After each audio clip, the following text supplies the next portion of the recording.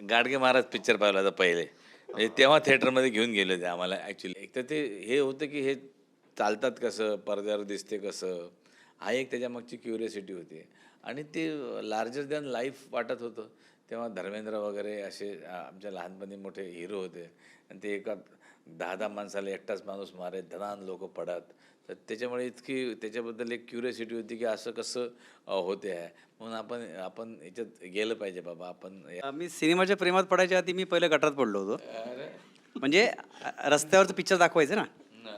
आणि मग असे बघायचो आम्ही. ते सरकत बघत असं गटारात पडलो, खरंच गटारात पडलो होतो. पण मी उठलो नाही. तो गटारातून पिक्चर पूर्ण बघितला होता. आणि त्यानंतर आईने मला खूप मारलं होतं. मी म्हटलं आता मार खाल्ला तर आपण सिनेमा बघायचाच. आणि मग त्यानंतर सिनेमाबद्दल प्रेम निर्माण झालं. म्हणजे जोक्स पडायचं, खरंच सांगतो. पण मला इतकी क्रेज होती सिनेमाची. मी रामसेचे सिनेमे खूप बघायचो. रामसेचे सिनेमे, कारण त्याच्यात खूप भीतीदायक काय काय असायचं ना. आणि त्याच्यात आणखीन बऱ्याच गोष्टी असायच्या, त्याच्यामुळे आवड निर्माण झाली. आणि मग सालबर्डी करता आला.